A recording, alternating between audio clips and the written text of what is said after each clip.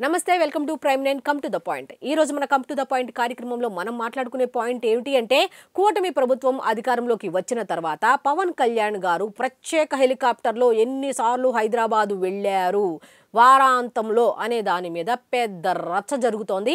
దాని మీద ఈ రోజు మనం మాట్లాడుకోబోతున్నాం. సో ఇది ఈనాటి కమ్ టు ద పాయింట్ కార్యక్రమం. సో పాయింట్ ఏంటి అంటే పవన్ కళ్యాణ్ గారు మాత్రమే కాదు, డిప్యూటీ సీఎం పవన్ కళ్యాణ్ గారు మాత్రమే కాదు, ఐటీ శాఖ మంత్రి నారా లోకేష్ అట్లాగే సీఎం చంద్రబాబు నాయుడు గారు కూడా ఎన్నిసార్లు వారాంతంలో వాళ్ళు అధికారంలోకి వచ్చిన తర్వాత ఎన్నిసార్లు హైదరాబాద్ వారాంతంలో వెళ్ళారు అనే దాని మీద ఒక లెక్క అయితే తేల్చారనమాట. అదేమిటి అంటే సీఎం చంద్రబాబు నాయుడు గారు అయితే 80 సార్లు వెళ్ళారట, అట్లాగే నారా లోకేష్ గారు 83 సార్లట. మరి డిప్యూటీ సీఎం పవన్ కళ్యాణ్ గారు ఏమైనా తక్కువ తింటారా అంటే అరే ఎందుకు, ఎక్కడైనా సరే మనది ఆ స్థాయి అన్నట్టుగా సెంచరీ దాటేసి 104 సార్లు హైదరాబాద్ వెళ్ళారట. అయ్య బాబోయ్, పవన్ కళ్యాణ్ పర్యటనల మీద ఇంత నిఘా పెట్టారా ఎందుకో అనుకుంటున్నారు చాలా మంది. అసలు జనరల్ గా ప్రతిపక్ష హోదాలో ఉన్నా విపక్ష హోదాలో ఉన్నా ఎక్కడ ఉన్నా చాలా మంది ఏం చెప్పుకుంటారు, కూటమి ప్రభుత్వం అధికారంలోకి వచ్చిన తర్వాత ఈ కార్యక్రమాలు చేయలేదు, ఇచ్చిన హామీల్లో ఇవి అమలు చేయలేదు, లేకపోతే ఇందులో విఫలమయ్యారు, ఈ విధంగా చేయటం కరెక్టా అని ఇవి మాత్రమే, ప్రజలకి ఏది ఉపయోగమో ఏది ఉపయోగం లేదో అనే దాని మీద మాత్రమే చర్చలు జరుగుతాయి.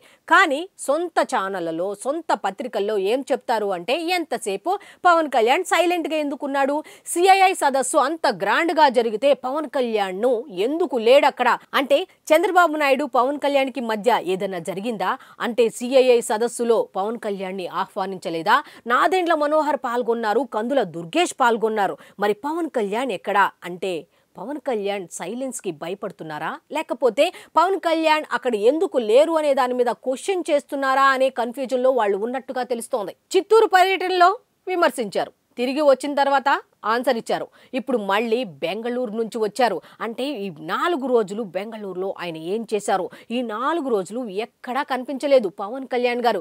మరి ఈ 4 రోజుల్లో ఆయన ఏం చేశారు, ఇప్పుడు నారా లోకేష్ సీఎం చంద్రబాబు నాయుడు గారు అయితే కార్తీక మాస పూజలకు సంబంధించి ఏదో పూజా కార్యక్రమాల్లో హైదరాబాద్ లో పాల్గొన్నారు అన్న విషయం అయితే బయటకు వచ్చింది. అయితే డిప్యూటీ సీఎం పవన్ కళ్యాణ్ గారు అనంతపురంలో శ్రీ సత్యసాయి శత జయంతి ఉత్సవాల్లో పాల్గొనున్నట్టుగా తెలుస్తోంది. అయితే ఈ 4 రోజులు బెంగళూరులో ఆయన ఏం చేశారు, ఆయన సైలెంట్ కూడా ఎందుకు భయపడుతున్నారు అని చాలా మంది అడుగుతున్న ప్రశ్న. నిజంగా వాస్తవం చెప్పాలంటే ఆయన అయితే సైలెంట్ గా ఉండరు, సిఐఐ సదస్సులో పాల్గొనలేదు ఏంటి అని ఆల్రెడీ విపక్ష హోదాలో ఉన్న వాళ్ళు చర్చించుకుంటే పవన్కి మేము సపోర్ట్ అనుకుంటున్న వాళ్ళు కూడా వాళ్ళ సొంత ఛానల్స్లో ఏం ప్రచారం చేస్తున్నారు అంటే పవన్ కళ్యాణ్కి విలువ లేదు, ఈ కూటమిలో ప్రభుత్వానికి విలువ లేదు, వాళ్ళు ఇవ్వట్లేదు అనే విషయాన్ని హైలైట్ చేస్తున్నారు. ఇది ఎంతవరకు కరెక్ట్ ఒకసారి ఆలోచించుకోండి. ఇప్పుడు మనం చేస్తే పవన్ కళ్యాణ్ రాజకీయాల్లోకి రాలా, గ్రౌండ్ లెవెల్ నుంచి ఆ 10 ఏళ్లు ఎంత కష్టపడ్డారు, ఎన్ని కష్టాల్లో ఆయన ఉన్నారు అనేది ఒకసారి ఆలోచించుకోండి. ఆ కష్టాలు పడిన అతనికి రాబోయే విపత్తులను ఎదుర్కోవడం అంత తేలికేం కాదు కదా, ఎదుర్కొంటారు, కాకపోతే ఆ కష్టాలను గమనించుకుంటూ అడుగులు వేసుకుంటున్నారు. మరి ఇటువంటి టైంలో విపక్ష హోదాలో ఉన్న వాళ్ళు విమర్శించి మేము సపోర్ట్ అంటూ కొన్ని రకాల ఛానల్స్ ఆయన పేరు చెప్పుకొని అంటే చెట్టు పేరు చెప్పుకొని కాయలు అమ్ముకుంటున్న చాలా మంది కూడా పవన్ కళ్యాణ్ గారికి విలువ లేదు అనే మాటను పదే ప్రస్తావించడం ఎంతవరకు కరెక్ట్. ఆయన ఒక పక్క చెప్తున్నారు ఏమని, 15 ఏళ్లు ఎన్ని అడ్డంకులు వచ్చినా మేము కలిసికట్టుగానే ఉంటాం, ఈ విధంగానే ముందుకు వెళ్తాం అనేది. మరి ఆయన పేరు వాడుకునే చాలా మంది కూడా ఈ విధంగా ప్రచారం చేయటం ఎంతవరకు కరెక్ట్ అనేది మీరు కూడా ఆత్మ పరిశీలన చేసుకోండి. వాళ్ళెవరో విమర్శించారు కదా అని చెప్పి మీరు కూడా వాళ్ళ మాటలకి ఆద్యం ఎలా పోస్తారు అనేది మాత్రం ఒకసారి గమనించుకుంటే మీకు తెలుస్తుంది. మీరు ఆయన గురించి పాజిటివ్ గా చెప్పాలని ఆయన మీకు చెప్పలా, అలా అని చెప్పి నెగిటివ్ గా చెప్తే మాత్రం ఊరుకునే ప్రసక్తే ఉండదని కూడా గతంలో చాలా విషయాలు కూడా మనం చూసాం.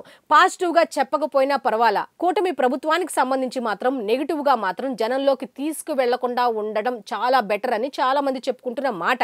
సో సిఐఐ సదస్సులో ఆయన పాల్గొనలేదు అంటే అది వ్యక్తిగత విషయం అయి ఉండొచ్చు, అది ఐటీ శాఖ మంత్రికి లేకపోతే సీఎం చంద్రబాబు నాయుడు గారు ఉండాలి కాబట్టి వాళ్ళు ఉంటే సరిపోతుంది, నేను కూడా వెళ్ళి ఇబ్బంది పెట్టడం అని అనుకొని ఉండవచ్చు, లేదా ఆయన ఆయన తరపున కందుల దుర్గేష్ గారు పాల్గొన్నారంటే ఉప ముఖ్యమంత్రి మాట లేకుండానే వెళ్తారా? నాదెండ్ల మనోహర్ గారు వెళ్లారు అంటే పవన్ కళ్యాణ్ మాట లేకుండా ఆయన ఏమైనా చేస్తారా? ఒకసారి మనం కూడా జనరల్ గా ఆలోచించాలి కదా. బురద జల్లే కార్యక్రమాలు పక్కన వాడు చేస్తున్నాడు కదా అని చెప్పి మనం కూడా చేయటం ఎంత వరకు కరెక్ట్ అనేది ఒక్కసారి ఆ విమర్శలు చేస్తున్నా పక్కని వాళ్ళ మాటలకు ఆజ్యం పోస్తున్న వాళ్ళందరూ కూడా గుర్తు తెచ్చుకుంటే చాలా మంచిది. సో పవన్ కళ్యాణ్ సైలెన్స్ చూసి వాళ్ళు భయపడుతున్నారు, ఓకే. ఆ సైలెన్స్ ను మీరు నెగిటివ్ గా తీసుకెళ్లటం అనేది ఎంతవరకు కరెక్ట్ అనేది ఒకసారి ఆలోచించుకోండి. ఓ పక్క ఆయన గర్జించి అటవీ శాఖకు సంబంధించిన అటవీ సంపదకు సంబంధించినవి కాపాడుకోవాలని చెప్పి చిత్తూరుకు వెళ్తే అక్కడ విమర్శించారు. పుస్తకం చదువుతాడేంటి, ఖాళీగా కూర్చుంటాడేంటి, స్టైల్ గా వెళ్తాడేంటి అని చెప్పి. ఒకవేళ సమీక్షలు సమావేశాలు పెడితే అప్పుడేం చెప్తారు? ఏసీ రూమ్ లో కూర్చున్నాడు, బయటకు రాకుండా అని చెప్తారు. ఇక అన్ని మాటలు మీవే. మరి మొంతా తుఫాన్ అప్పుడు చాలా మంది ప్యాలెస్ లో కూర్చున్నారు, మరి అటువంటి వాళ్ళని ఎందుకు ప్రశ్నించరు? సిఐఐ సదస్సులో మాత్రమే పవన్ కళ్యాణ్ కనపడలేదని ప్రశ్నించే వాళ్ళకి ఈ మొంతా తుఫాన్ అప్పుడు జస్ట్ ఈ మొంతా తుఫాన్ ఆంధ్రప్రదేశ్ తీరాన్ని తాకుతుంది అన్న దగ్గర నుంచి అది వెళ్లిపోయే వరకు కూడా సీఎం చంద్రబాబు నాయుడు గారు లేకపోతే అన్ని పర్యవేక్షణలు అంటే అన్ని సమీక్షలు నిర్వహించి పర్యవేక్షించింది ఎవరు? మరి ఇటువంటి దాని గురించి ఎందుకు చెప్పుకోరు చాలా మంది? ఒకసారి ఆలోచించుకోండి. ఇప్పుడు సిఐఏ సదస్సు మాత్రమే కనిపిస్తుందా? మరి మొంతా తుఫాన్ అప్పుడు ఆయన చేసింది కనపడలేదా? ఇంకో విషయం ఏంటంటే మరి అదే మొంతా తుఫాన్ అప్పుడు మరి ప్యాలెస్ లో చాలా మంది కూర్చున్నారు, దాన్ని హైలైట్ ఎందుకు చేయలేదు అని చాలా మంది చెప్పుకుంటున్న మాట. ఇంకో మాట ఏమిటి అంటే పోనీ మొంతా తుఫాను వచ్చి వెళ్లిపోయిన తర్వాత అయినా వచ్చారా అంటే వచ్చి ఏం చేశారు అన్నది మీకు తెలీదా? చూసే వాళ్ళకి తెలీదా? ఒకసారి ఆలోచించుకోండి.